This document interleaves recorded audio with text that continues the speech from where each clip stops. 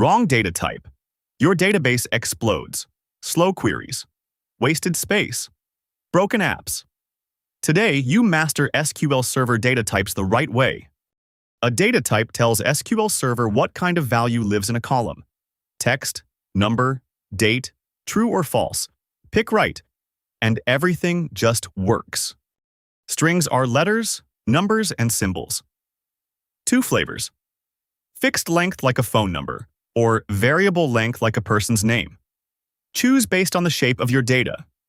For fixed strings, use CHAR, nvarchar, 10 locks and 10 characters. Perfect for phone numbers or postal codes. Always uses that much storage, even if the value is shorter. For variable strings, use VARCHAR n. It only uses the bytes it needs. Set up to 8,000. Or use VARCHAR max for 2 gigabytes of text. For whole numbers, pick an integer size. Tinyint, 1 to 255. Smallint, 32,000. Int, 2 billion. Bigint, 9 quintillion. Pick the smallest that fits. For decimals, like money, use decimal p, s. P is total digits. S is digits after the point. 999.99?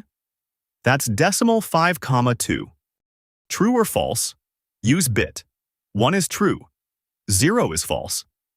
This is the type that turns into your checkboxes and radio buttons on the front end.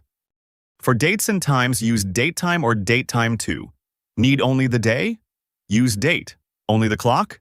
Use time. Working across time zones? Datetime. Offset has your back. You now design tables like a PRO. Next episode, we take this chart and create the table in SQL Server. Drop types in the comments, like, subscribe. See you in EP3.